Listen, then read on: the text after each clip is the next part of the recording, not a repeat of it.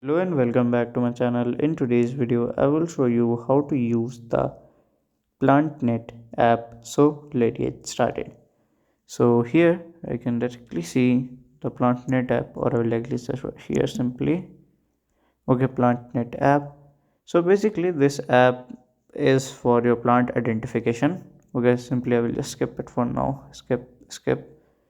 Then here you have to scan, or you can just use the gallery, and it will tell the plant species and other things. You can also choose your GPS, and from your GPS it will locate the plant that will be in your area, and they will tell you it is good or bad, or what the information about that plant.